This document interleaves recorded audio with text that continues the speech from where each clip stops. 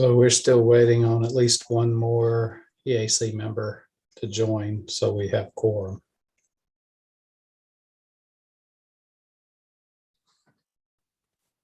When we get one more, then we'll start.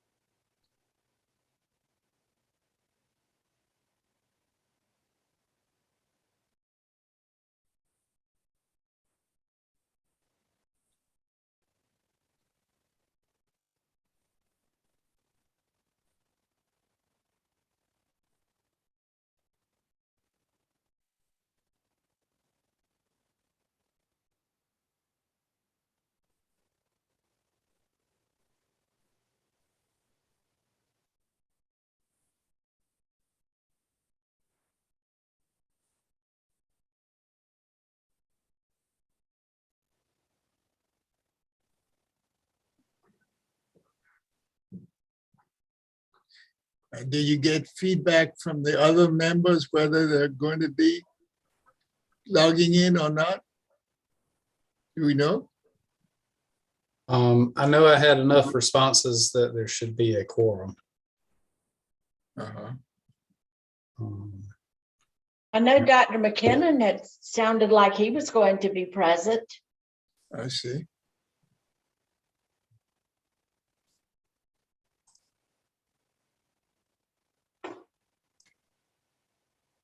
Does anybody have his phone number? I'll call him quickly if you do.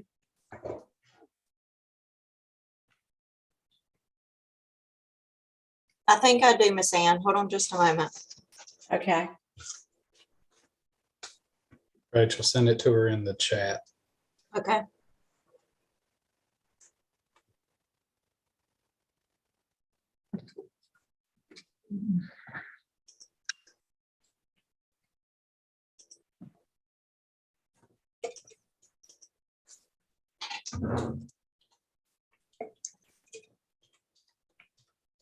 I think I saw that Dallas Clark will attend too. 3611443.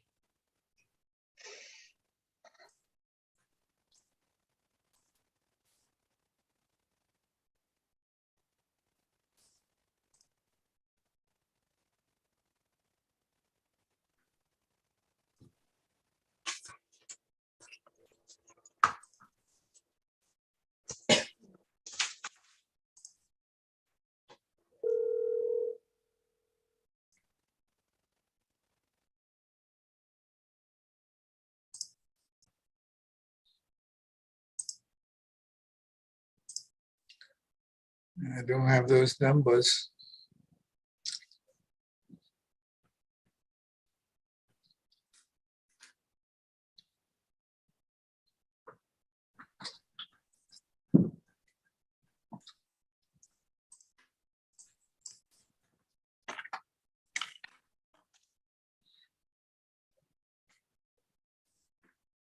Actually, I've got his cell phone. Let me try.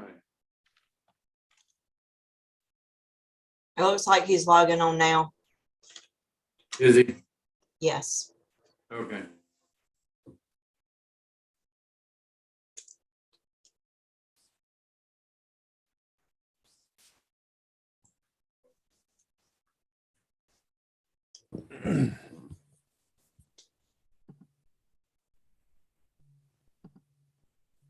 Dr. McKinnon, we got you?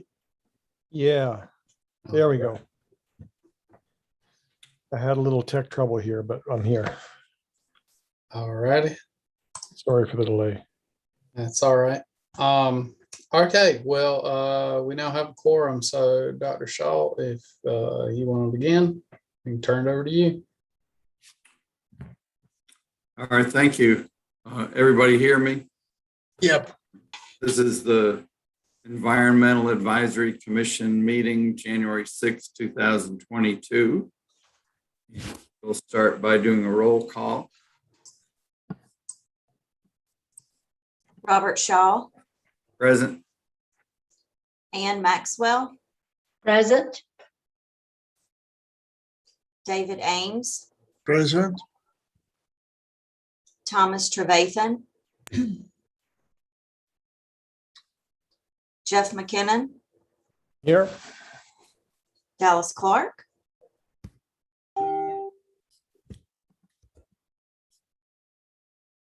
So we have a quorum. Is that correct? The next agenda item is Pledge of Allegiance. Daryl, do you have a flag for us? Or there's everybody. There you go. I'll start. I pledge allegiance to To the the United flag States of of America America. and to the republic for which it stands, one nation, under God, God, indivisible, indivisible, with with liberty and and justice justice for all. for all. Thank you.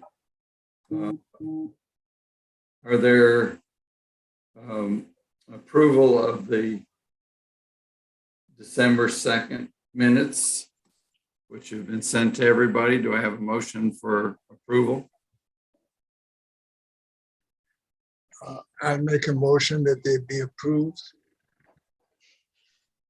I will second that with one correction. Sylvia Bjorkman, it's spelled as Sylvia Yorkman, and it's supposed to be BJORK.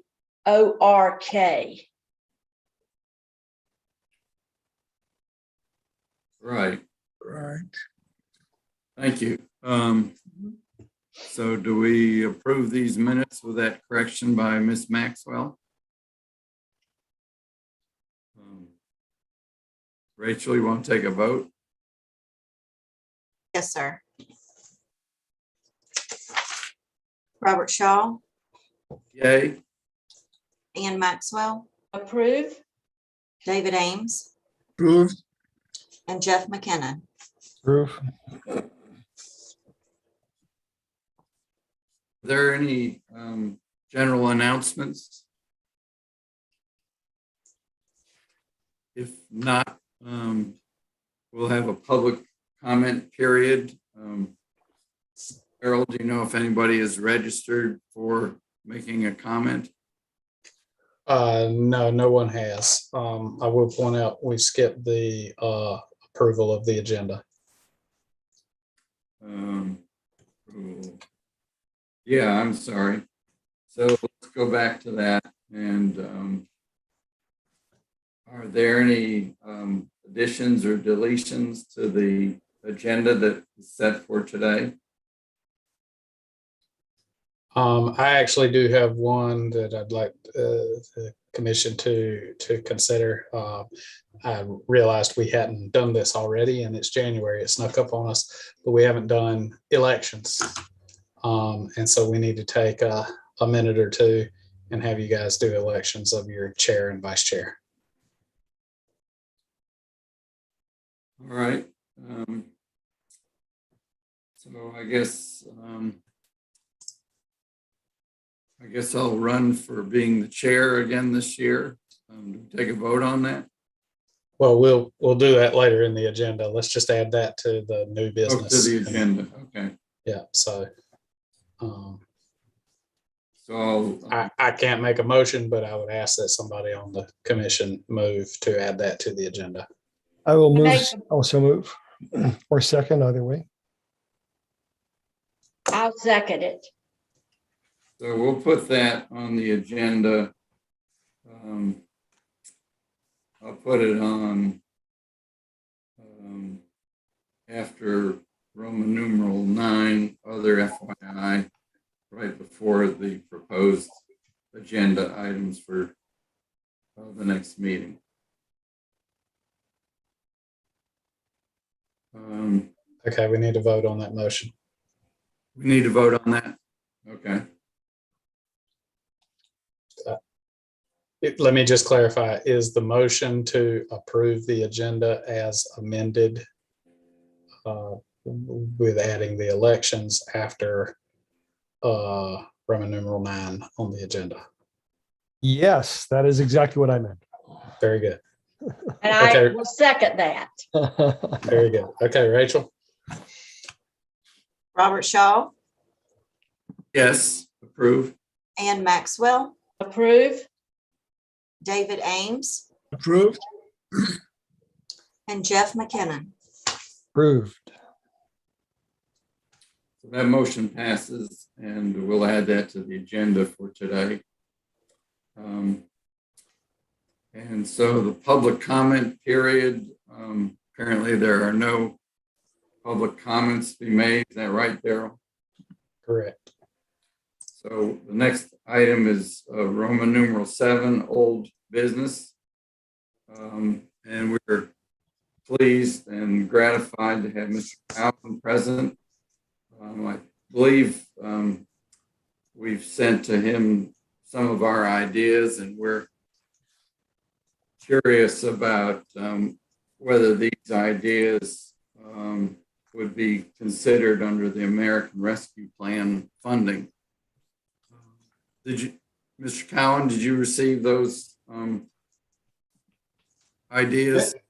Yes, sir, Mr. Shaw. And what I have planned tonight for the pleasure of the commission would be a short presentation just to give a little bit of background about the American Rescue Plan Act, as well as the allowable uses, a very high-level summary with concerns to the allowable uses of the funding, and then an overview of kind of where we stand as a city with concerns to a plan, as far as a plan that was presented by staff, and then the city council's consideration of the plan, and some pending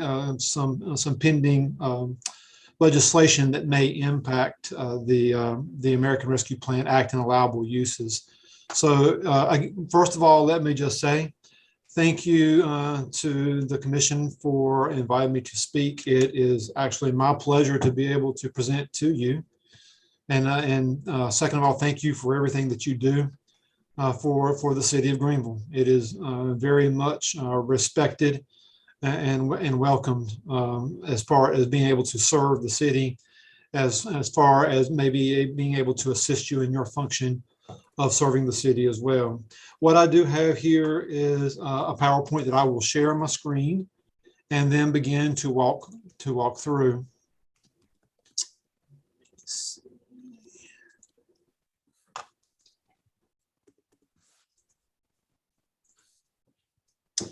So can everyone see?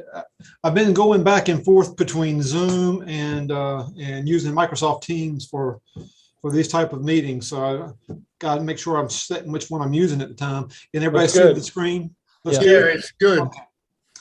So again, thank you for allowing me to speak for a few minutes tonight.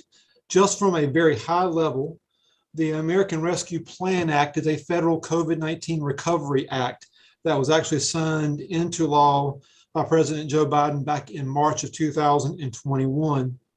And it actually provided for about $350 billion worth of funding to both state and local governments, with local governments following, including both municipalities and counties, county governments. So as I talk to you about the guidance that has been released by the United States Treasury with concerns to interpreting the bill, note that when I talk about local governments, I'm actually talking about municipalities and counties. The rules are the same, even though the governance in the areas of governance might be dramatically different, not only between states, but even within states. Now, the U.S. Treasury provided an issuance of guidance back around May of last year that provided 5 broad categories for how the funding was allowed to be used. And overall, the U.S. Treasury has, in interpreting that guidance, has provided various inputs and adjustments to that over the last several months. I will say that I don't know if it's good timing or bad timing, but just today, the U.S. Treasury put out its final guidance, final guidance with concerns to ARPA funding and the allowable uses by local governments.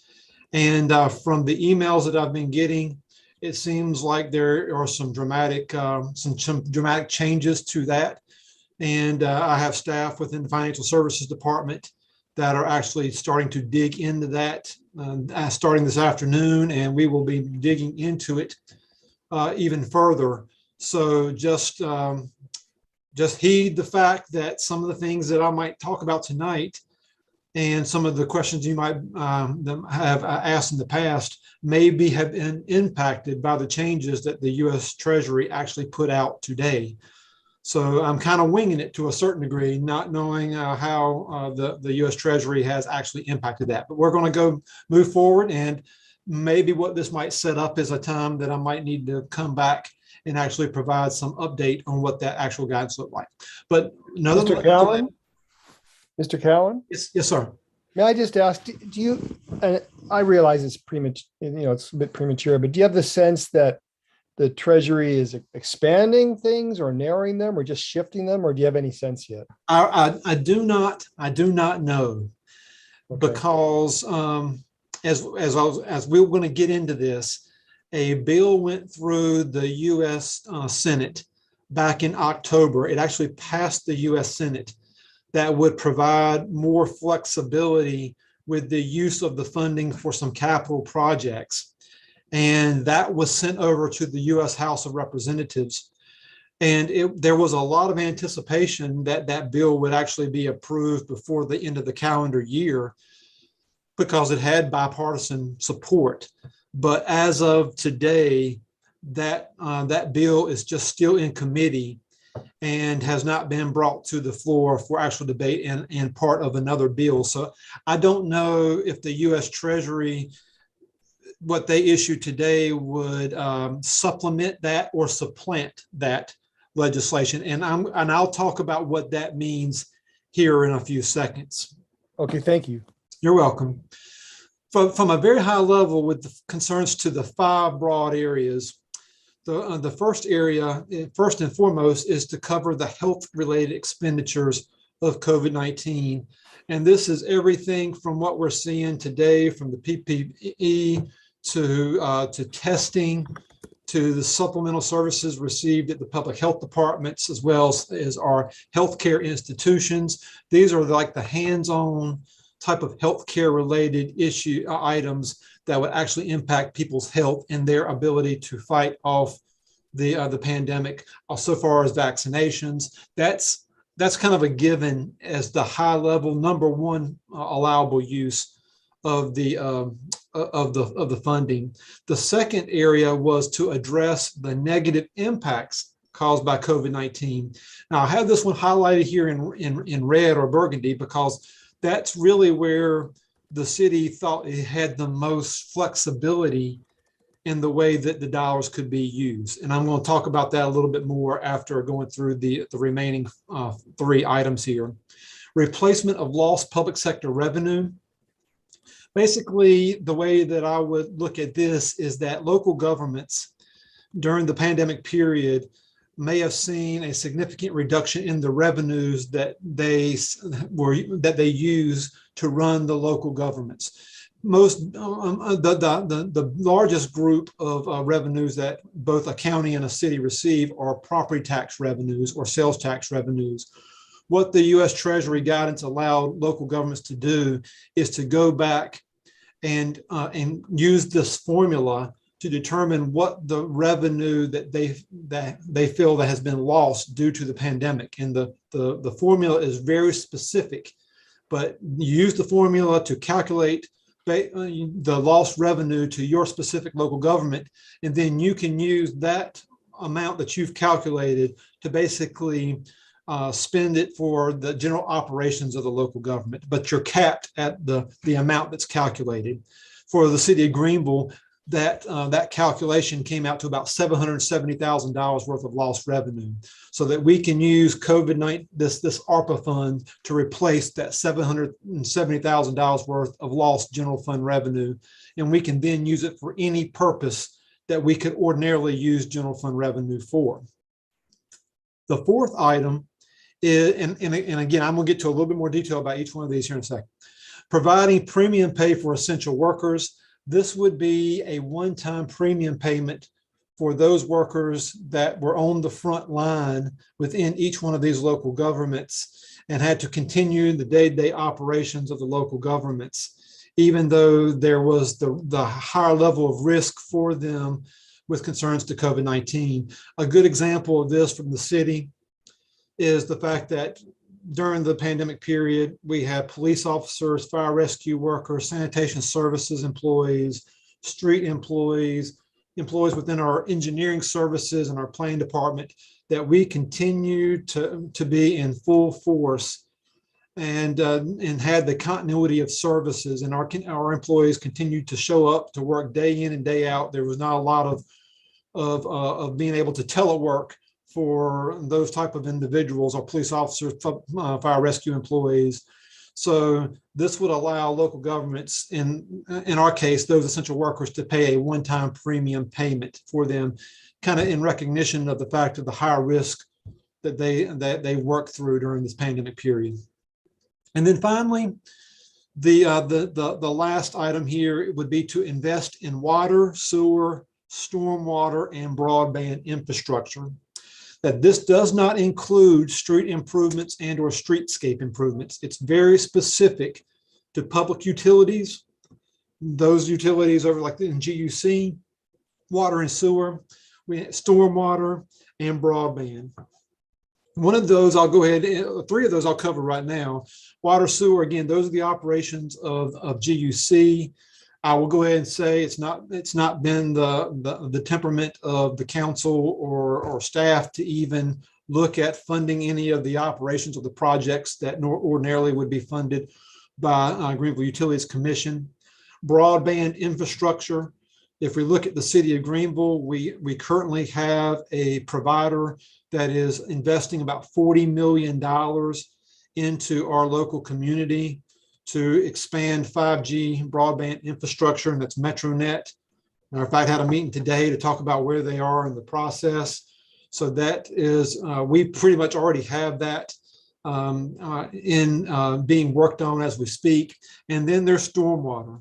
And as you know, there's probably no better one that knows than this commission of our comprehensive stormwater plan, and the fact that we have as a city a four-year stormwater rate adjustment plan that would increase our stormwater rate by $4 over the 4-year period. That would allow us $4 million worth of recurring revenues every single year to put back into to stormwater.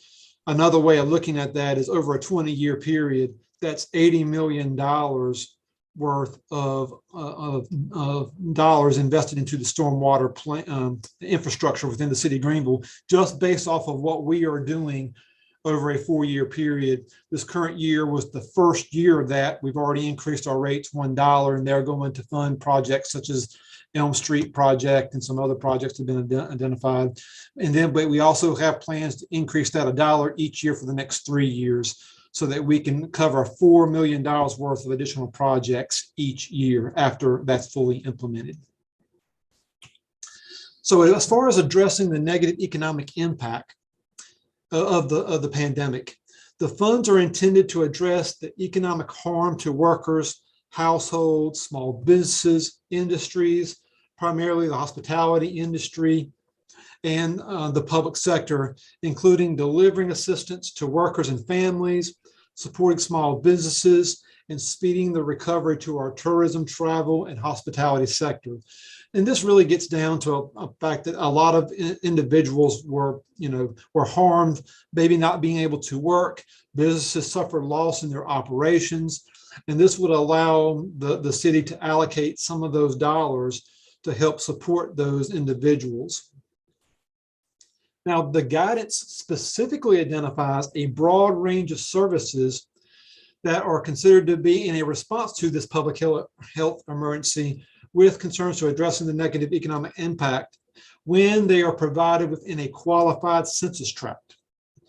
And that includes addressing health disparities and social determinants of health, investing in households and neighborhoods, educational disparities, and healthy childhood learning, healthy childhood environments. Now, this right here is a map of what we have here in the city of Greenville as the qualified census tracts.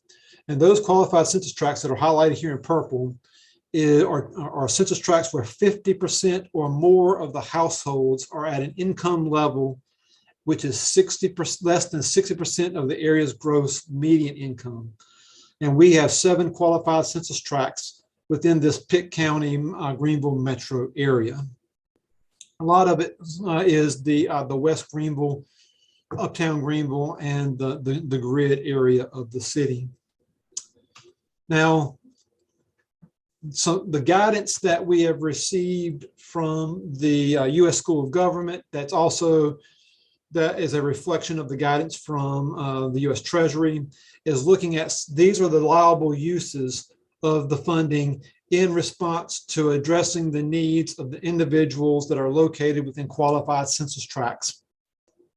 It includes addressing the health disparities of the citizens within the community, food assistance, addressing food deserts, look at rent assistance, mortgage assistance, utility bill assistance, counseling and legal aid to prevent evictions or the homelessness, emergency assistance for burials, home repairs, weatherizations, remediation of lead paints.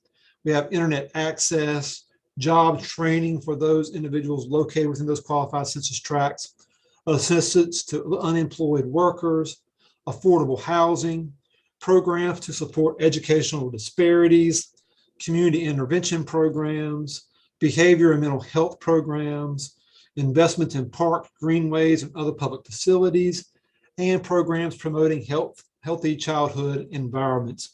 Now, this is a long list, and many of the areas that this touches are not just areas within that are the priority of the local city government, municipal government, but a lot of these, when you look at public health, the responsibilities will fall under the umbrella of the county governments, and also that the umbrella of education, as education falls under both the state government and the county government. One of the areas that we see as a city that allows us to be able to help provide more healthy distancing of employees, not of employees, but of the general population, social distancing, getting out into the environment, enjoying the environment, as well as making sure that we are mitigating the eventual spread of the COVID virus, because a lot of the spread happens indoors, is looking at investments in parks, greenways, and other public facilities. So this right here is a plan that was presented back to council back in September of last year. And overall, we have approximately $27.3 million worth of ARPA funding that we had suggested to supplement by about another $4.5 million of federal funding to cover these areas right here. And I'll go through them. And the first group are areas that the funding is not available for redirection. As part of the ARPA fund, the federal government appropriated $1,988,000 specifically to the city of Greenville to be used for affordable housing projects. This includes the construction of new homes for moderate to low income families that met the income thresholds. This included also the rehabilitation of homes that were in need of rehabilitation that were located within these qualified census tracts. And it also included working with developers for multifamily type affordable housing projects, such as like Nathaniel Village, that would be able to recoup through an investments through tax credits. So that money right there, that $1,988,000 in city funding from the ARPA funds has to be used specifically for affordable housing projects. We have also set aside an additional $4 million of CDBG and home funding to put towards affordable housing projects. So that gives us almost $6 million to utilize for affordable housing within the local Greenville community.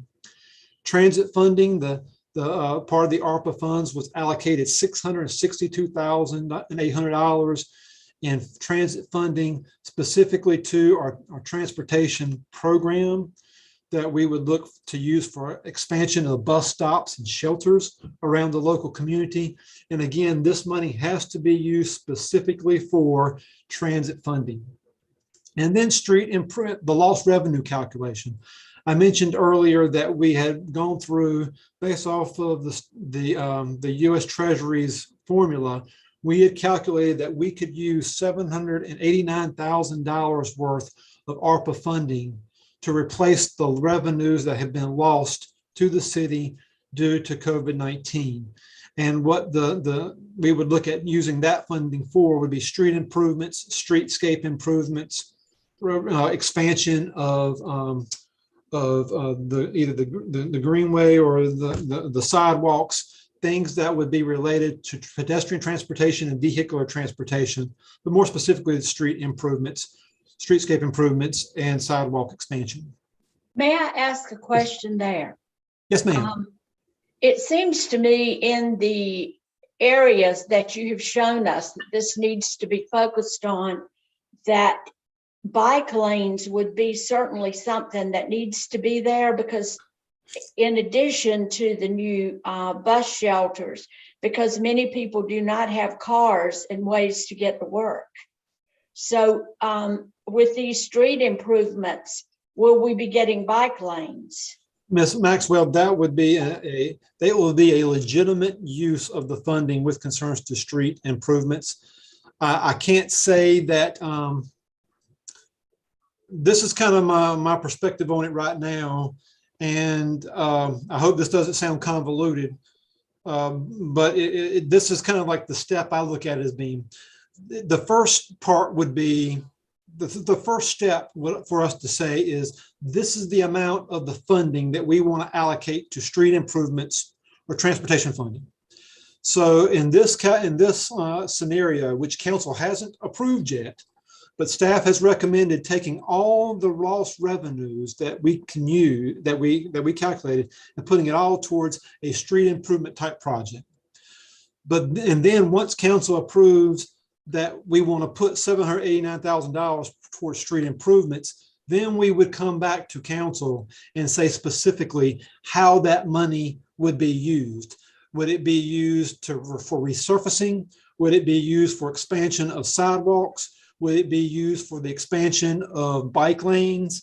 So I think inadvertently, I'm getting to the answer to your question. Yes, it could be used for that, but we haven't got down to the point yet that we know specifically how it would be used. We just know that we would be proposing to use $789,000 for street improvements. The next step would be to determine how we allocate that out. But a great question. I mean, it gets at the heart of the allowable uses, which you didn't ask it that way, but yes, to answer your question from a very simple perspective, yes, it can be used for that. Mm-hmm. The next $23.9 million would be more flexible in how the dollars could be used. I'll just say it that way. This is just a plan. Council has not said that this is how specifically they would like to use it. This is just be a staff plan. Matter of fact, I would say there's a 99% chance that a lot of this would change. I'm just going to say that. I don't know how it would change, but I'm just going to say it would change. First would be, we proposed $1 million for small business grants.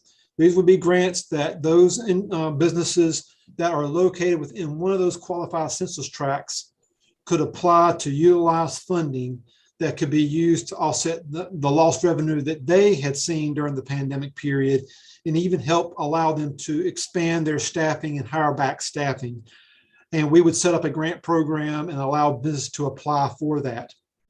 Essential workers premium pay. This would be to allow a $500 one-time payment to each one of our essential employee workers for their work during the pandemic period. I'll go ahead and let you know, council has actually approved this use. We will actually be making a payment of $500 to each employee, essential employee, in the month of January, at the end of this month, as a premium payment for the work that they provided during the pandemic period. So council has actually approved that line item. That's about all that's been approved so far, but that one line item has been approved. We had a $10 million worth of improvements to the Guy Smith Stadium. That really has not caught much traction. So again, I can't speak for council, but that would be a project that I probably would be in question. Town Common improvements. This would be to expand the use of Town Common and continue to move forward the Town Common Master Plan. This would not be to put any type of buildings or offices or any type of retail on Town Common.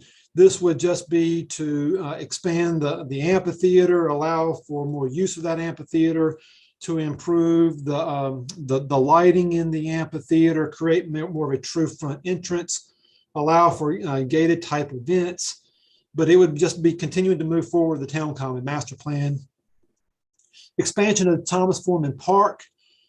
And I apologize if I'm kind of going into a little bit more detail, but each one of these projects does have somewhat of a story behind it. Right now, over at Thomas Foreman Park, we are relocating our community pool over to that location. We have expansion and remodeling of the interior of the Thomas Foreman Park at the old Epps High School, which what this project would do would allow us to pursue acquiring additional property in that vicinity between 3rd Street and 4th Street that would allow us to create more parking, to create more outdoor park space, to create more outdoor park amenities for the community, a connection back to the South Tar Greenway that we're in the process of constructing, just expanding the campus of that park to allow more community use of that. The next project is a trail connection from Town Common to River Park North in Wildwood. This would actually be taking the Green Street Bridge that connects the north to the south and actually taking it down to one lane and making one of those lanes a pedestrian transportation lane and a biking lane. And then once you go from Town Common and West Greenville over the Green Street Bridge with a pedestrian lane, it would connect back over to River Park North through a primitive trail system through the swampy area, through a combination of primitive trails, boardwalks, and canopy walks that would then connect back over to Wildwood Park. Again, trying to advocate for our community to get out into nature, out of their cars, onto their bikes, and also to be walking. And then $500,000 for Greenfield Terrace Community Center improvements. This would actually be expanding the playground out there at the Greenfield Terrace at the community center location. Also be adding lights to the basketball court. And then what we'd also like to do is maybe add a small addition to that community center that would allow a indoor exercise location for the local West Greenville community, or no, I mean north of the river community, to utilize, just like we have at the South Greenville Center and at the Epps Center for those local communities. So that was the plan that was taken out to the community and presented to council. Back in September, we did various different public input sessions, and believe me, we heard a lot. We heard a lot of feedback. And matter of fact, let me see, what we heard the most from a survey that was done. Hello, please leave a message after the tone. what we heard was that small business grants were very popular. Street improvements, kind of Ms. Maxwell, what you were kind of getting to your point is whether that be streets, sidewalks, bike lanes, whatever it may be, continuing to improve on that. We saw overall a pretty favorable response to entertainment and recreation parks type projects. But then some of the other, when you got down to the detail of those projects, the Guy Smith Stadium was not very popular at all. Town Common, Thomas Foreman Park, and the trail connections were found to be very popular, somewhat popular. And then finally, what's not accounted for here, but I will let you know what we did here was an advocacy for providing a grant program to our nonprofits, because just like small business, a lot of those nonprofits have been impacted by COVID-19. So that's also a point of input that we heard from the community, is not just look at small business, but allocate some dollars over towards the nonprofit agencies on a grant basis program. So that's where we were back in going into October. But on October 20th, and I think I alluded to this very early in the conversation, that the U.S. Senate had approved a bill that would allow state and local governments greater flexibility in the use of ARPA funding. So what is that greater flexibility? The greater flexibility would be, I'm just going to put it on the table in a very simplistic way. It would allow us to put more towards capital projects, specifically transportation related projects. The bill, as it was originally written, that would not allow street improvement projects to be funded unless you could use the lost revenue calculation. That was the only that's the only source of the ARPA funding that we could use for transportation, street improvement type projects. And when we ran through the formula, ours capped out at that $789,000. So that was the most that we could put towards transportation. This bill that went through the U.S. Senate, was approved by the Senate back in October, would allow local governments to use up to $10 million for those infrastructure related projects, street improvement type, streetscape improvement type projects. Which is good, which is a good sign, because I'll back up here in a second. That was the highest, one of the second highest response that we had got in our survey. You need to be worried about our streets and pedestrian transportation, expansion of those types of amenities. So the bill was then sent over to the House of Representatives. And matter of fact, I wish I had the bill name, the number. You could probably go out there and Google it, and I can provide this back to Daryl to provide back out to the commission later. I actually have in my work here the House of Representatives House bill that's been sent over to the House that is currently in committee, but it's got bipartisan support and sponsorship, which is a good sign. Hope that it would have been approved by December 30th. But it has not yet been even debated yet. So there's no current timetable on when that bill will be taken to the floor, or even if it would be taken to the floor. I feel positive that it would be, just having a timetable on that.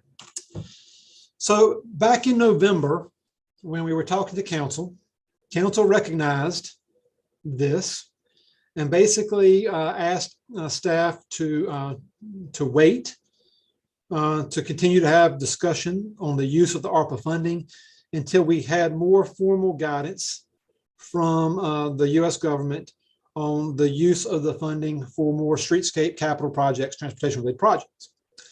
The caveat to that was that council did ask us to bring back information related to 3 of the projects that were included within staff's proposal: the essential employee premium payments, Thomas Foreman Park, and Greenfield Terrace.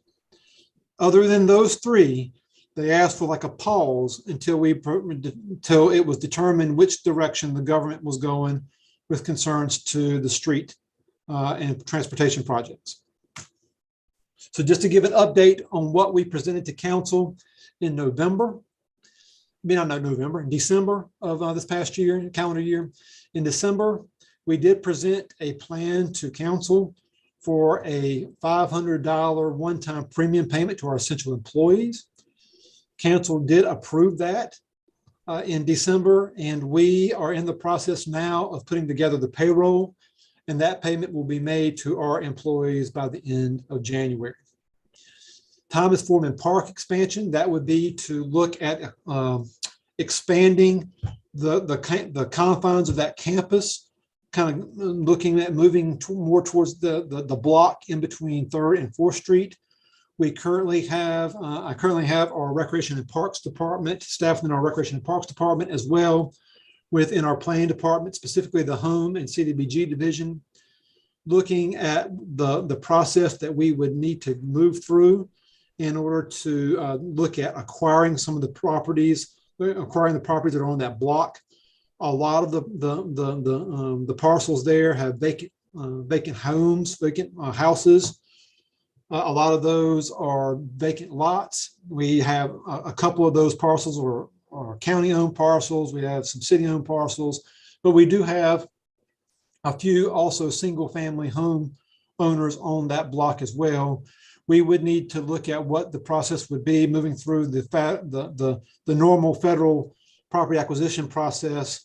And I actually, quite frankly, just getting input from the local community within that block to see if they're interested in doing this. I mean, we don't want to push something over on the community if they don't want it, but clearly the expansion of that park area for the West Greenville, accentuating the programs that are occurring in that area, would be of great benefit to the community. And that's a long way of saying we're going to bring back information to council on what that process will be.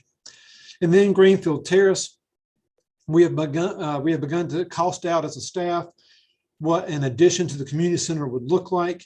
And our plans would be to bring that back to council in February of 2022 for discussion with council on what the scope of that project would look like, to provide a very small addition to the building, as well as expand some of the park area out there at Greenfield Terrace. So I will kind of end my comments with this. Really threw me through a loop because I had a presentation based off of no changes to the U.S. Treasury guidance. I can assure you that tomorrow and next week, myself and Financial Services Department will be cranking through all these guidelines to see what has changed, how it's changed, and hopefully we'll find that it's going to allow more flexibility with concerns to these type of transportation projects that I've spoke of. But nonetheless, we'll continue to go through that. We'll look at what the new Treasury guidance has to say. We'll also be keeping our eye on the U.S. House of Representatives to see how that bill continues to move through that. But ultimately, the message to council is going to be that we got to keep our eye on these two dates here, because it's almost like we got to start at the very end and work ourselves back. All of the ARPA funding needs to be expended by December 31st, 2026. Now, that sounds like a long time away, but it's really not, because these projects will, this time will move very quickly. If you go back from there, all the dollars have to be obligated by December of 2024. Well, what's the difference? Well, the difference is that, let's just say, for example, we wanted to do a large capital project that included, I don't know, redoing all of 4th Street. We got one of our transportation, and I just use this as an example. It's not what I'm advocating for or even been discussed, but if we were going to say we're going to redo all of 4th Street in the grid, it's about a $3 million project. It needs to be done, but that just can't be done overnight. It has to go out to design. Once you get through with design, you got to go out and bid for construction. Once you bid for construction, you got to go out and build it. What this means here is that all contracts related to that construction project have to be obligated. We have to be under contract for that project no later than December of 2024. We still have 2 years to expend the money, but we have to have the project obligated by the end of 2024. And, I can't stress enough how quickly this time will go by. It just feels like yesterday that a few of us were in Washington, D.C. advocating for the build grant. And that's been 3 years ago. And hopefully that build grant project will go out to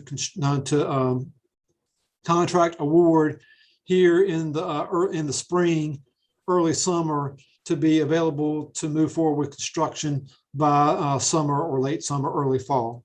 So this is just the items that we need to keep in these dates in the back of our head. But I will stress again, we got to do what's right. We want to do what's right in the spending of these funds. So I will, kind of out of breath, but that's kind of the high level version of this. I do believe that some of the items that you show interest in are, if we get lucky with the guidance, will allow us more flexibility with concerns to transportation projects. I have some other thoughts. Again, I'll reiterate the stormwater plan.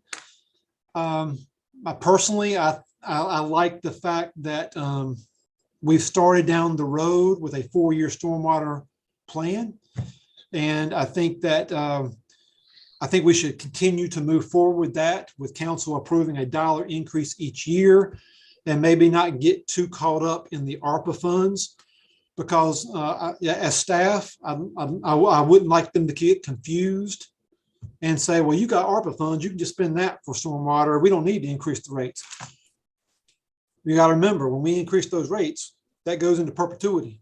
Like I said, over a 20-year period, an additional $4 million a year as compared to where we were last year, that funds $80 million worth of projects over a long period of time. So we got to keep that in mind. I think we're moving down the right road with concerns of stormwater. Staff would like to see more flexibility with the utilization of the funding with transportation, but I think we're in a wait and see until we can get our arms around the new guidance that came out today, the final guidance, as well as keeping an eye on what the House of Representative bill will do in the next few months. So I think I went, Daryl, I think I went further than my 10 minutes, but I have a question. yes, ma'am.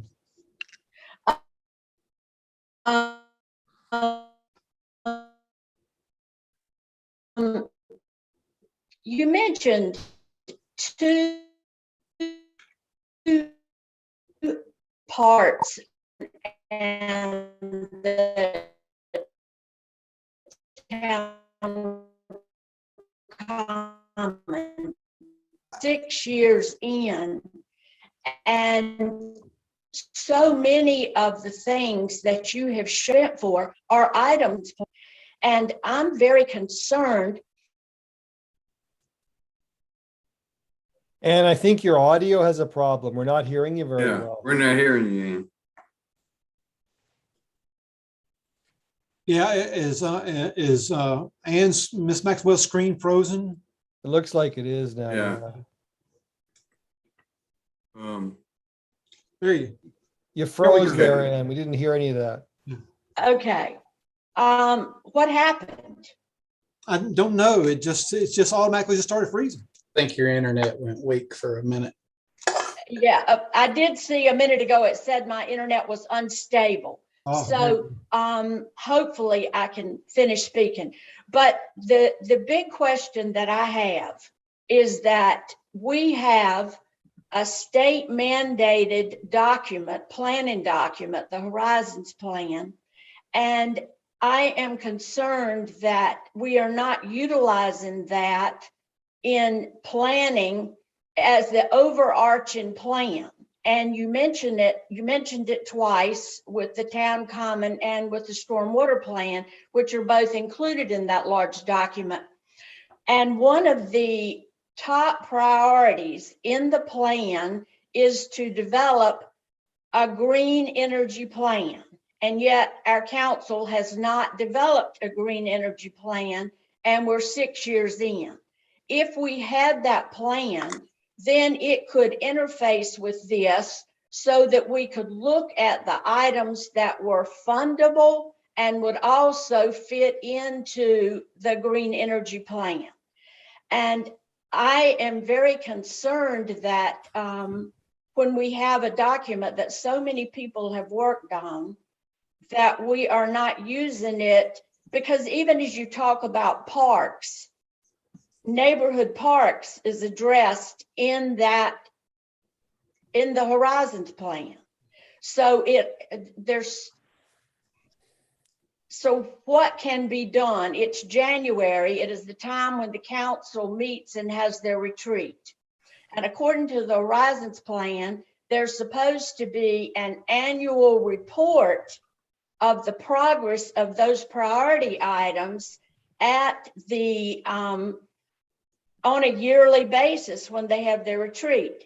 And yet, to my knowledge, in asking council members, there's never been an update, and certainly no green energy plan. And we are fortunate enough now that we have the Duke students who are doing the assessment.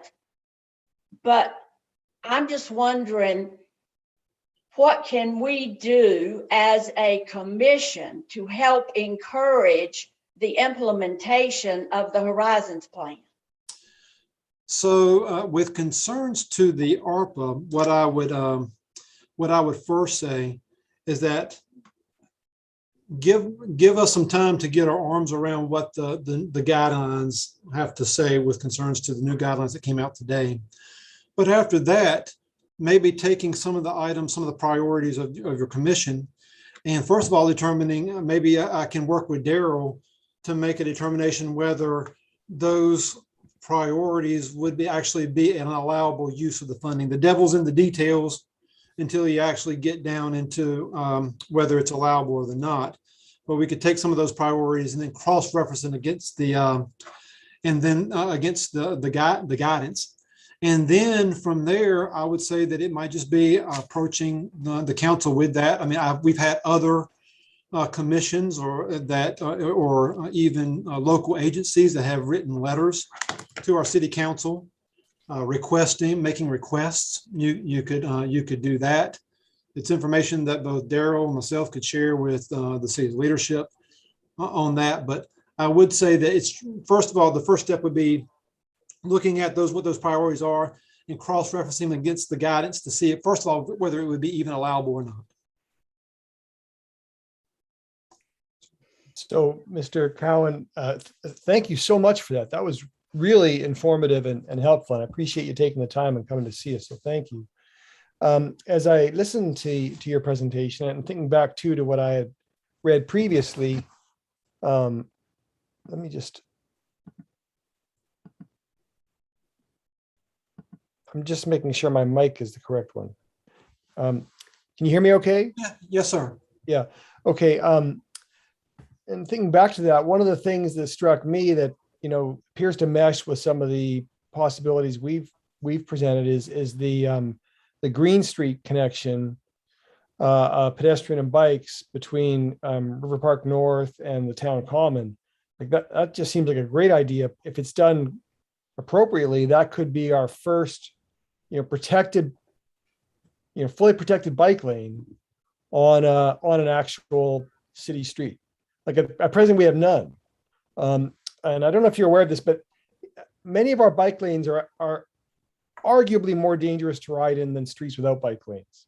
Because what happens is when it's just a white stripe there, the cars pull right up next to it. And if you're in that, they're actually going to drive closer to you than if you're, than if there wasn't a stripe there. Yeah. So in some ways it makes it more dangerous. And then often the speed is 35 or sometimes 45 miles an hour where you have those, which is just awfully fast. And there's very few places where there are bike lanes with those speeds because it's just difficult for bicycles to ride safely alongside cars at those speeds. So what we need are protected, and this is what you find in places that have, abundant bicycle traffic, is that they either have, fully dedicated streets for bicycles, or they have protected bike lanes where there's typically a two-way lane that takes the same amount of space as two bike lanes on either side, but a two-way lane and then a barrier. That's right. And that can be just pylons, or ideally it's a cement barrier, but it's not necessarily a vast amount of money. It's just these barriers.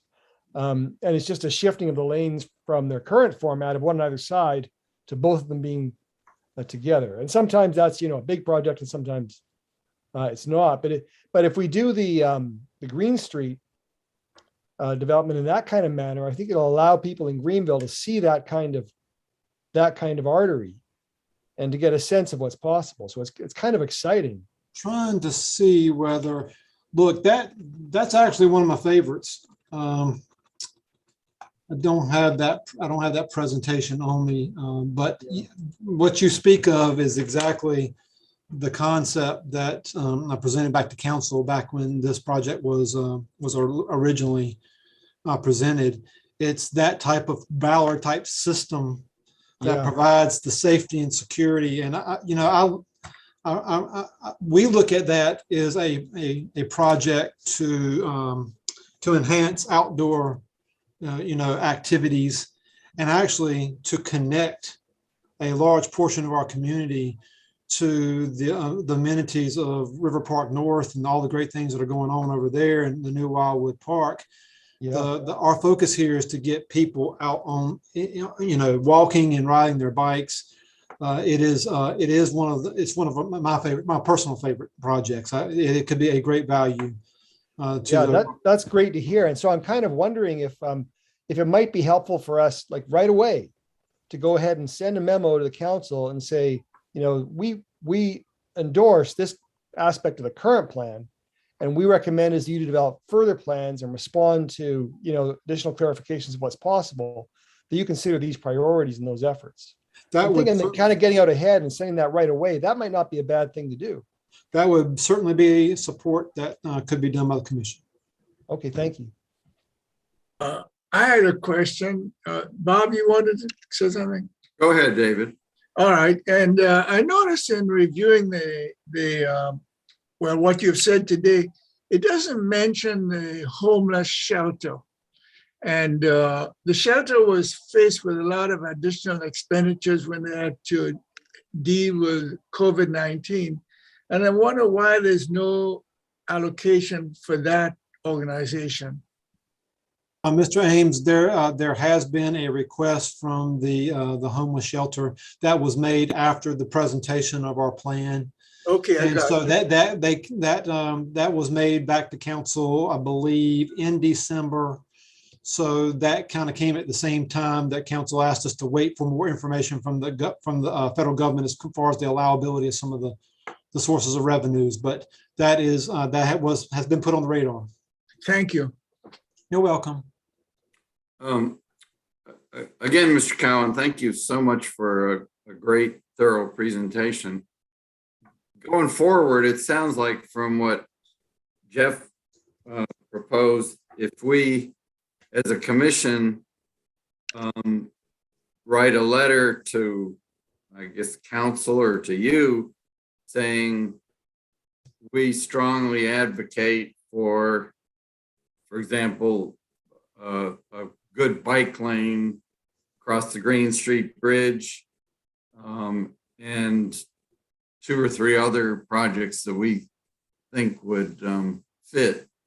Is that kind of our effective way of communicating? I believe that would be an effective way. That would be consistent with what others have done. Okay. One of our ideas was increase electric charging stations for EV cars. Do you have any thought about that? No, but that's one that I could cross-reference to see what the guidance says about that. So should we draft this letter and send it to you? That would be fine. That would be fine. That could be the connection back to the council. Connection. That's right. Okay. So I think the EAC needs to perhaps have the subcommittee meet and drop a list of things that we think are important. And then the EAC can approve that list and write a letter to Mr. Cowan saying we support X, Y, and Z. And these ideas would be, as Ann pointed out, there's no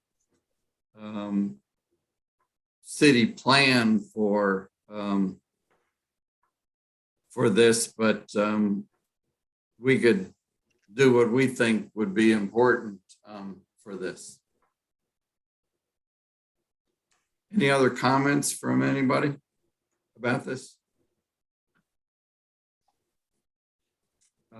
Well, again, thank you to the commission for a few minutes of your time tonight. And again, thank you for everything that you do for the city of Greenville. Thank you, sir. Thank you. Y'all have a good evening. You too. Yeah, you Thank too. you. Bye. Thank you very much. Bye. So, David, would you call subcommittee meeting sometime in the very near future where we could decide what we want to support?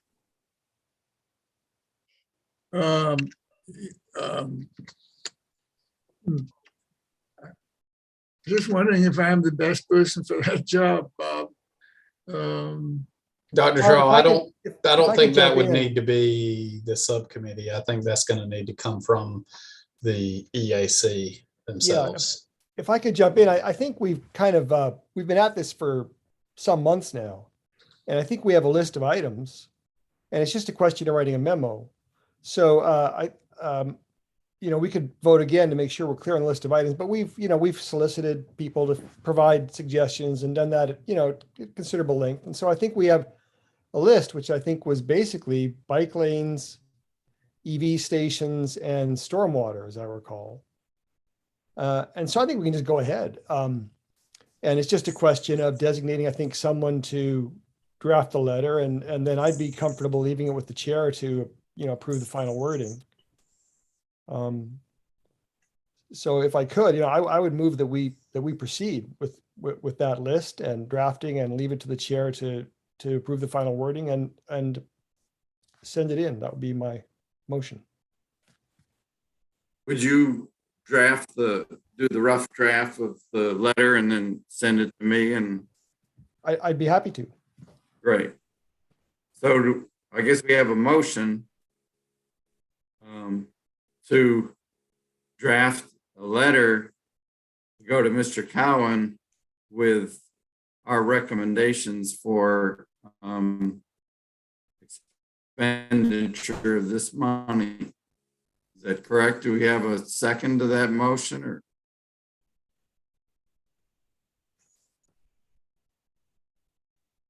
I will second the motion. So Rachel, can we vote on this? If I could just, I'll just clarify one point. I think that we should specifically mention endorsement of the Green Street project, bridge I project. agree. As part of that. Just to be clear. The more specific we are, probably it will be. Yeah, I better. think we state the general priorities and then specifically mention that project as reflecting those priorities. Yeah, I really like that idea. I've wanted connection to River Park North for a long time. It's a great park that's underutilized. So can we take a vote on this motion?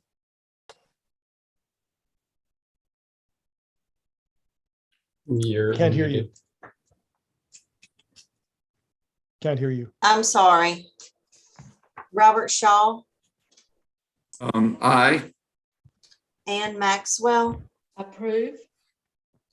David Ames, Yes, and Jeff McKinnon. Approved. So the motion passes. The next item on the agenda under old business, Green Energy Plan and Horizon Plan. David and probably most of us agree that we need more discussion of this, and I'm going to turn that over to you, David. okay, and try to be succinct. Anne was good enough to bring up the whole notion of the Horizon Plan about a year ago now, and we've reviewed that. And when I reviewed it, a number of things struck me. One was the extensive involvement of the public, how much this plan had been reviewed and to degree of participation of citizens of the community in the plan.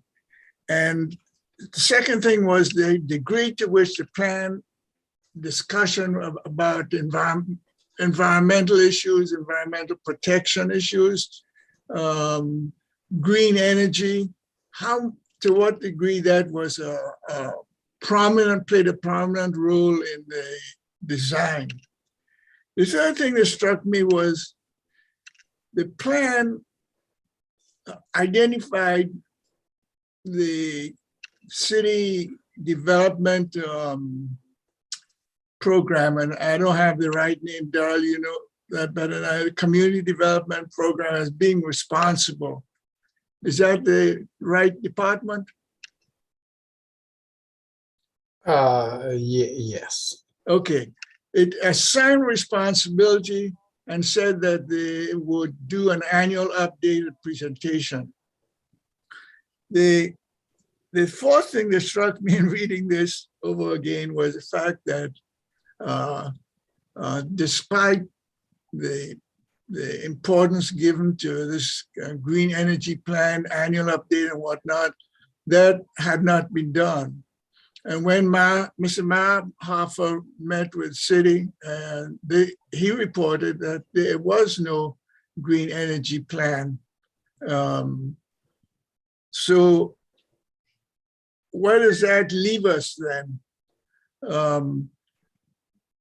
I think that at this point, the role of the EAC is advisory. That's what I've gleaned from reading more than once. Our obligation is to comment and advise the city council on issues that have an environmental component to them. And I would recommend that this is one such area. We don't need to attempt to do anything in terms of generating,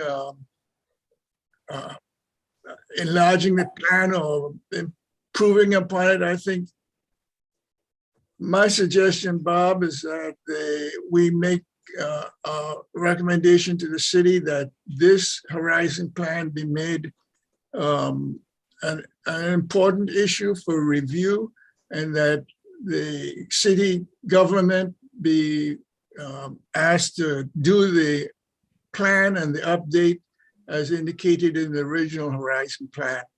And having done that, send it to City Council and let them handle it from there. So that's my suggestion about the Horizon Plan. Now about the sustainability, I'll be brief too. We submitted to Council recommendation about fossil fuel and greenhouse gas release about 2 years ago. And Council considered it. And this was the second time they had considered a formal request, and they approved the goal of reducing use of fossil fuel. But unfortunately, they phrased it in a way that the EAC would be responsible for doing the research and coming up with a plan of action. We discussed this subsequently and agreed that we were not able to do that. None of us were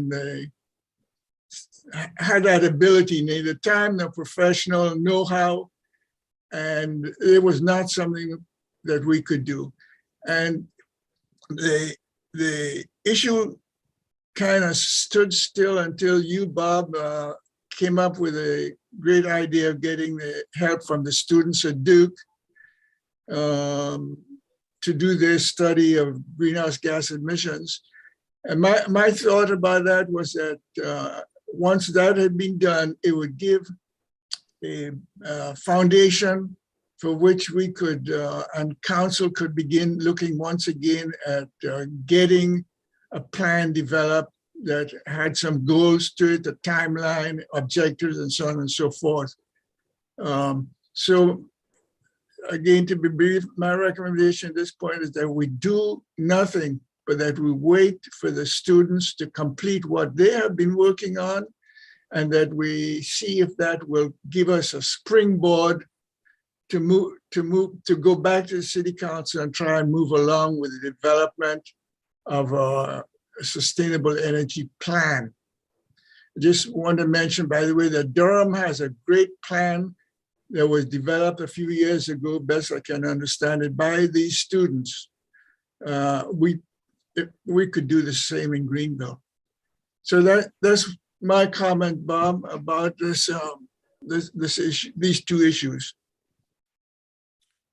Thank you. I think for the first issue, I agree with David that maybe he could drop wording in which the EAC, in which we recommend that the EAC, that the city council develop a green energy plan as was approved by the New Horizons document from, I think it was 2016. So similar to what Jeff said in the previous motion, if David could come up with that wording and send it to me, and I would approve the final wording of it and then send it to council. So does anybody have any comment on that motion of sending this recommendation to city council? You're muted, Jeff. I got it, yeah. David, did you have in mind to do something like that sooner, or just wait and do it all at once after the students report?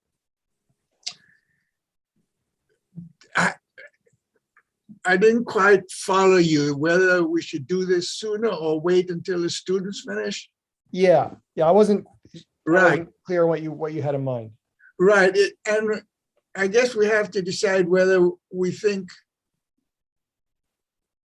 well, I don't know, Jeff. I'm really open to suggestion. I'm not clear about whether we ought to make these two, package them into one, or keep them separate. What do you think would be best? Well, the students are going to report back in February, Bob? Their report won't be until April. Oh, till April. Okay. So the Horizons document, so I got a little bit lost here. So that's kind of a general set of environmental recommendations that come out of the Horizons plan. And then there's a specific issue of the green energy plan. Are those kind of like one's more general and then the green energy is more specific? Am I understanding that correctly? Yeah, I think that's probably correct. The green energy would incorporate a lot of the specifics. Yes, I think that's how they would relate. Yeah, the Horizons plan recommends that the city adopt a green energy plan. But the council has never done that, as Ann pointed out earlier. So I think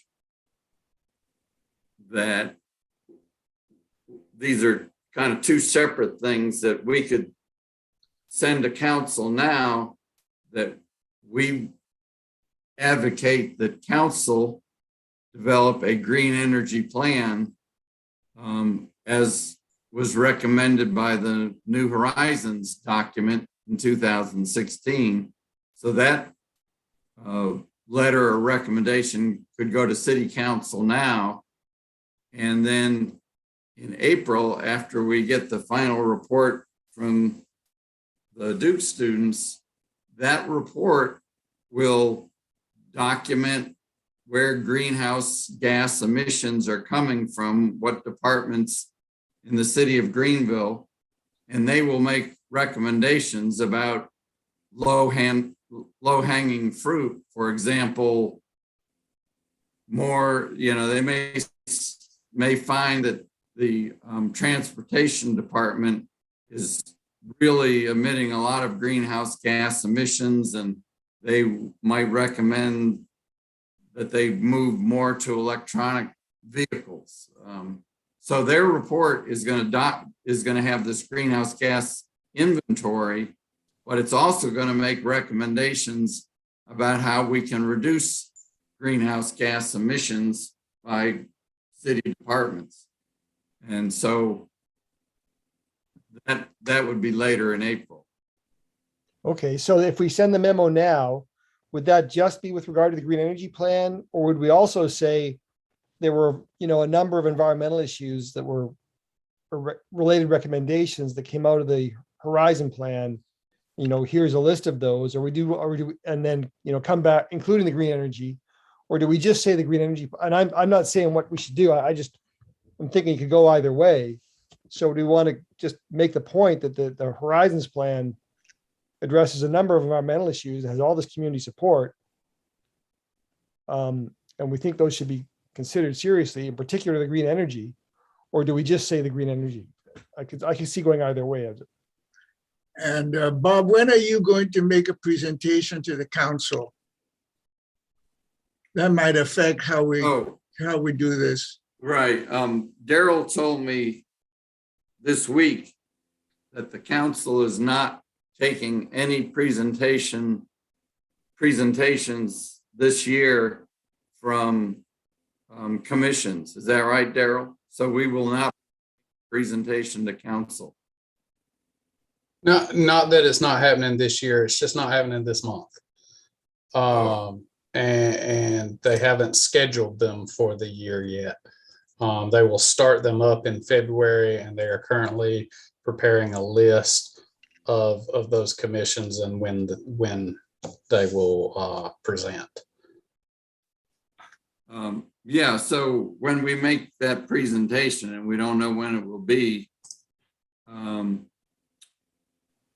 what Jeff was saying, that could be part of the presentation, that the EAC recommends, the issues that Jeff addressed. And I would say it would be more than just a green energy plan, that there's many other things in the New Horizons document that have been ignored. Yeah. So, Anne, you have any thoughts whether to collapse, pin them together or separate? I think that we could ask, because they're going to have their retreat in January, if we went ahead and sent a letter quickly and saying we really would like for them to address the priority item in the Horizons plan of creating a green energy plan. I don't know that they're going to jump on it or do it at all, but it's out there. And then certainly the city manager and Mr. Cowan, we just heard, other people can give their input on that issue. But I don't think it hurts to keep putting it out there. And I think we're going to have the election this year, and it could be an election issue also. So Bob, if that was your motion to send them a memo asking them to develop a green energy plan, then I'll straight away, then I'll second that. And understood in that motion is that David and with the help of Ann would come up with the initial wording of that and send it to me for final approval to go to. I'll do that. One we of the shoot for a things, date and also for the one that I'm working on? yeah, one of the things too that I was thinking about today, this whole issue of the cryptocurrency mining and the energy expenditures have become something that's a lot of people are discussing. And I think that the city really needs to be thinking about having a green energy plan and deciding how all of these issues that come up impact energy. And I think as they do that, they're going to see they need a sustainability officer and somebody who has the time to do all the research. Yeah, I agree with that. And later on our agenda, I'm going to briefly talk about what our presentation should be to City Council. And I really agree with Ann. There's a lot of complicated issues here, and the city really needs to hire a sustainability manager like 5 other cities in North Carolina have done. But let's go back and take a vote on the motion that David will begin wording of a letter to City Council that they develop a green energy plan and follow the directions of the New Horizons plan. I'll second that motion. And I would offer the amendment that we shoot to get a draft within 1 week and have it submitted within 2 weeks. And I will aim for the same time frame for my effort. Yeah, I think I can do that. Okay, so David, you do the draft. All right. Send it to EAC members if they want to amend it or make any additions to it, and then it'll go to me and I'll approve the final wording and then send it to council. Okay. Motion. Just before we go ahead, this- Daryl, do you have any concerns about this process we're getting into? 1, 2? No, that sounds fine. You're making it Okay. in a motion, you're approving it in advance, so Okay, that should be fine. all right. Rachel, would you take a vote on this motion, please? Robert Shaw, Yay. Ann Maxwell, Approve? David Ames, Yeah, and Jeff McKinnon. Yay. The motion passes. The next item on old business is update on School of Environment project. As many of you who were present Tuesday, the 2 Duke students came to Greenville. They met with several EAC members who had some questions. The students were very interested in learning about Greenville. And then there was a lunch with Ms. Wall and myself and Daryl. And Ms. Wall really sold them on the city of Greenville, gave them a brochure. And then we went over to, what was the building, Daryl, that we went to? Public Works. Yeah, Public Works. And there's a conference room there. And the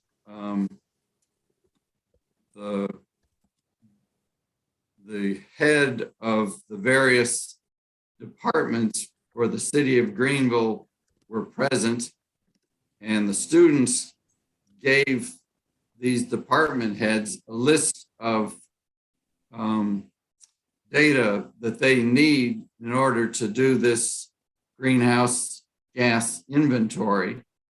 And it was a very collegial and positive meeting. The department heads indicated they could provide all the data that the students needed to do the inventory. The students are going to be in touch with GUC because a lot of the energy data will come from GUC, and we have a contact person at GOC that they can get data from. And they're hopeful that the department heads will send the appropriate information to the students in the next 2 or 3 weeks. And then say in the month of February, the students will analyze that data, prepare their report, and will produce a report by April, which is really their master's project. It's their master's thesis. And in this report will be the greenhouse gas inventory so that we'll know what departments are producing how much carbon emission. And they will also make recommendations about ways to reduce in a fiscally responsible manner greenhouse gas emissions by the city of Greenville. And they also agreed, David asked if they could come make a presentation to the Sierra Club in April, and they were very positive and enthusiastic about actually coming to that meeting, which I think is April 24th.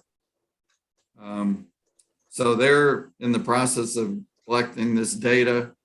They're also going to give us some ideas they know from other communities in North Carolina. We spoke a little bit about the fact that I think one of our goals for this coming year is that we do more in terms of education of the public about ways that individuals can reduce greenhouse gas emission. And that gets into an environmental webpage, which we're going to talk about at the February meeting, because Anne apparently is going to learn more about another commission's webpage in the near future. But anyhow, the Duke School of Environment project is proceeding. These students seem very competent.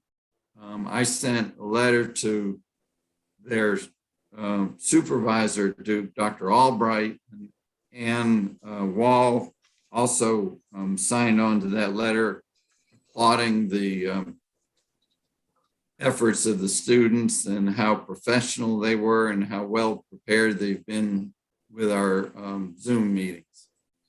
Bob, it sounds like your faith in Duke has been uplifted. Yeah, I'm Good job. pleasantly surprised, but I'll believe it when they get the data finalized and we see a report in April. Well, It was also, sorry. sorry.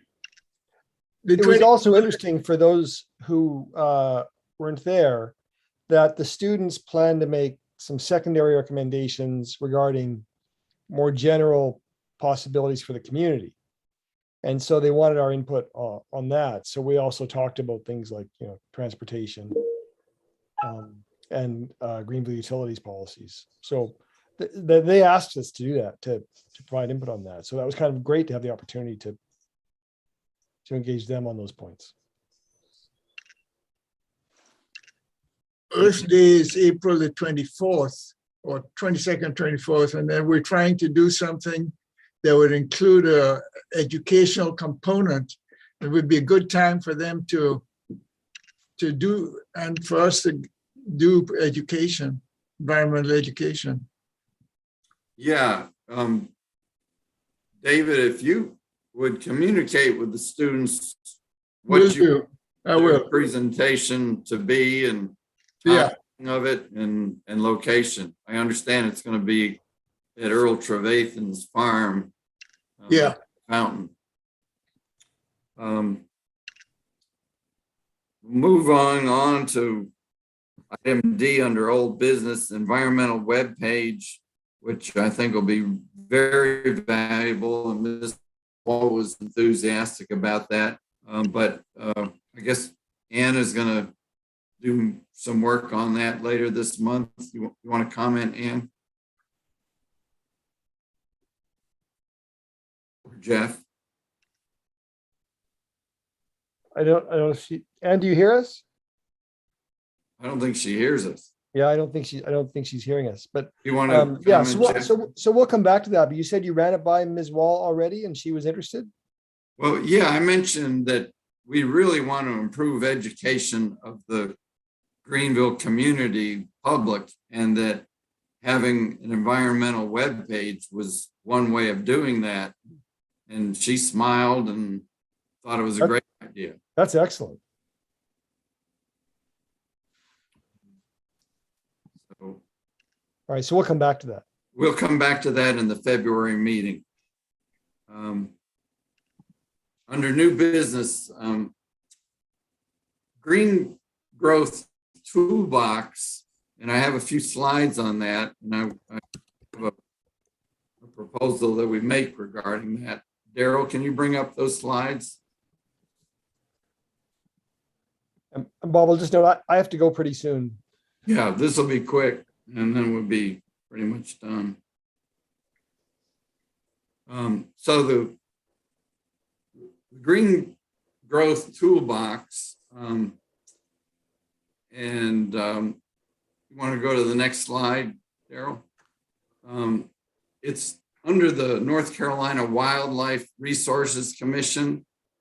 And to quote from their website, Green Growth Toolbox is a guide to provide North Carolina's counties, towns, and cities with tools for growth that conserves wildlife and natural resources. The primary purpose of the Green Gas Tool House is to recommend to planning and zoning commissions and land use planners how they should develop land to preserve habitats. So it's really a toolbox for planning and zoning commission in approving developments. Next slide. Daryl, okay. So an example of this, the Burke County developed a zoning ordinance that set forth requirements for development within designated conservation districts. And within these areas, development set aside minimum amount of space. So the toolbox was used by the Planning and Zoning Commission of Burke County to develop this wording. Daryl, next slide. And they show maps of areas where species are endangered, and I wasn't able to reproduce those maps, but they really go into a lot of technical detail in making their recommendations to planning and zoning commissions. Next slide. So I think, and I actually attended one of their web seminars. It's very technical.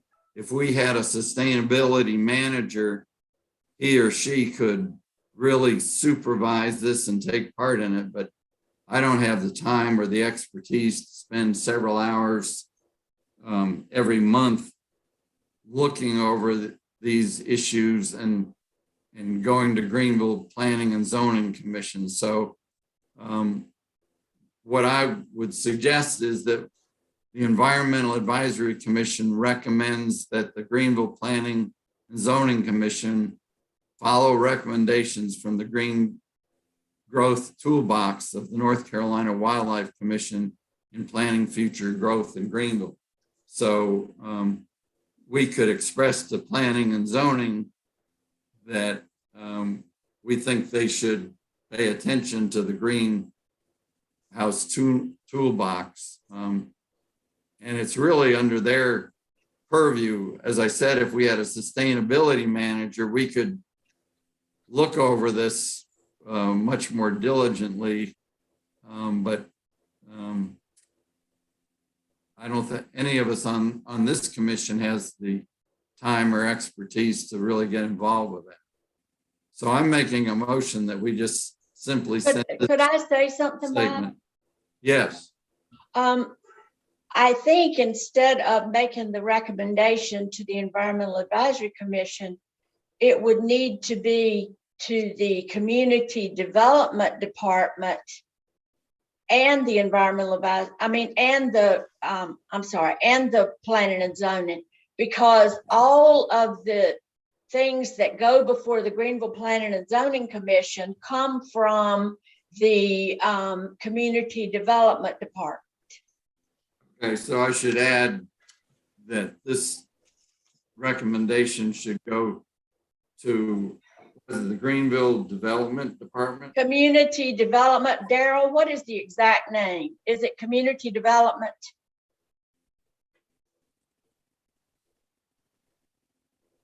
You're muted. Give me just a second. I'll look up exactly what the name is. Okay. But everything that goes before planning and zoning comes from the Community Development Department. Okay, so we certainly should send this to them as well as Planning and Zoning Commission. Planning and Development Services Department. Planning and Development Services Department. Yeah, he beat me to it, but yes, that's correct. Yes. All right. Hap just walked in, and so he told me. I will incorporate that in this statement. And so I'm making this motion. Is there other discussion about this? So Bob, this would just go to those departments, so this wouldn't go to council? I think it would need to go to the council and to the city manager and the planning department. Yeah. Okay, So, I mean, I'm just wondering, because we've got, 3 separate sort of notes to council coming out of tonight's meeting. right. They'll know we've been working hard. Well, I'm wondering if another way to approach it would be to treat this as another way to implement the Horizons plan and to incorporate that into the same memo. Just to, I think it'll get them confused. well, that could happen too.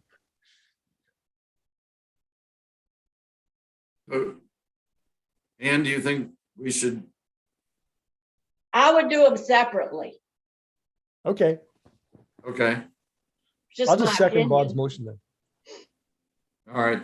So the motion is that this recommendation, and I will add Greenville Community Development Services Department, and also send it to the city manager and city council. Coming from EAC, and they can do what they want with it. Mhm. Do I have any second to that motion? Oh yeah, I seconded it. Yeah. Okay. Rachel, can we vote on it? Robert Shaw, Yay.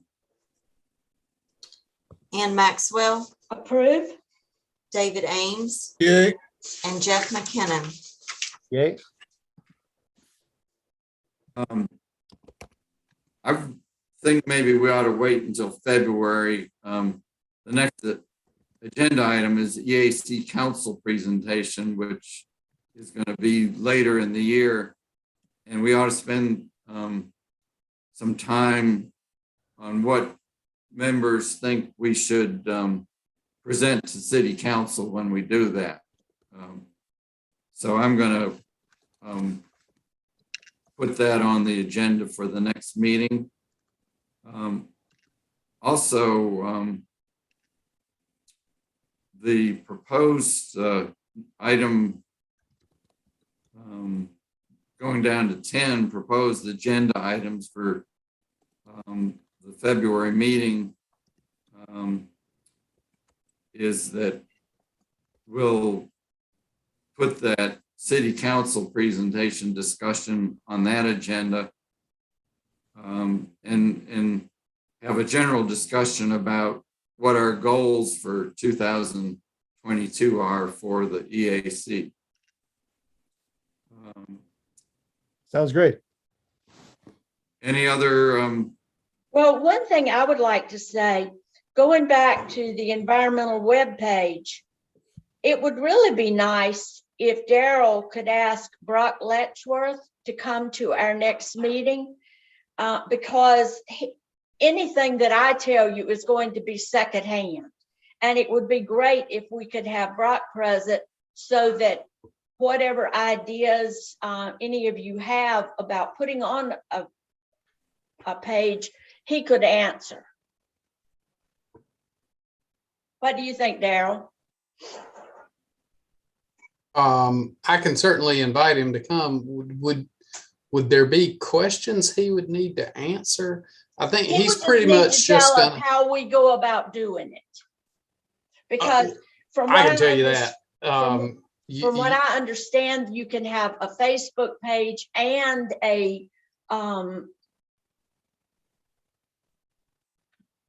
you can do a web page. Right. So if there's information that you want to put out, then basically you'll decide on what that information is that you want to get out there, and give that to me. And then I will forward it to him. He'll put it on the webpage or social media or whatever's appropriate for that piece of information. So some information is time sensitive. Obviously, it's more appropriate for like a social media post. Some information is educational and is more appropriate for, for a standing website type thing. And so. But how we would set up our specific web page for the Environmental Advisory Commission. If you just give, what you want to put on it, the information, the pictures, how you want to look, you can develop that and give that to me. Or if you've just got content that you want it and you want him to, or our PIO office to design and develop that, that's fine too. He would just do it.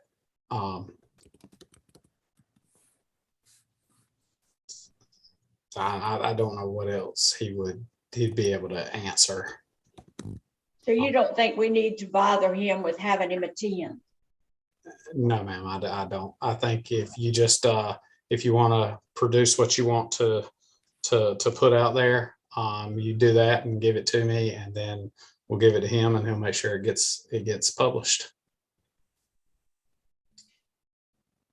So between now and the next meeting, if people have ideas of what should be on this web page, send it to me, and that way we'll have a framework to at least discuss the web page. And then once we finalize what we want in terms of information, we'll send it to Daryl, and hopefully it'll be part of the City of Greenville's webpage. So Bob, just to give people food for thought, because I've been thinking about this for a little while, the ideas I've had are that the city's page would first off report on what the city is doing to address environmental matters in Greenville. Second, would provide information about non-governmental organizations in Greenville that work in this area and provide contact information for them. And then third, would provide some possibilities for what individual citizens can do to reduce their ecological footprint where they live. So those are the ideas that I'd had. So we can come back and talk further next time. Good. Yeah, that's a good start on that. The Neighborhood Advisory Board on the third Thursday of the month will have a presentation on how to go about doing this. So if I learn anything new or helpful, I can share it at our February meeting. Perfect. Good. Yeah, if you would do that, appreciate it, Ann. Okay. We've gone way over time. Do I have a motion? We're supposed to do elections. Yeah, Dr. Shaw. Oh, yeah, I'm sorry, I forgot. So we can handle that and be official for the rest of the year. Okay. I would like to nominate make a Dr. motion Shaw. that Bob Shaw continue to be our chair. All right. And I would nominate Ann to continue as assistant chair, which I believe is her current role. Okay, so for chair, we have nominations for Dr. Shaw. Any other nominations? I move to close nominations. I second it. Okay, I think we can take a vote on Dr. Shaw as the chair. Rachel, if you'll call the vote. Robert Shaw, Aye. Ann Maxwell, Aye. David Ames, Aye. and Jeff McKinnon. Aye.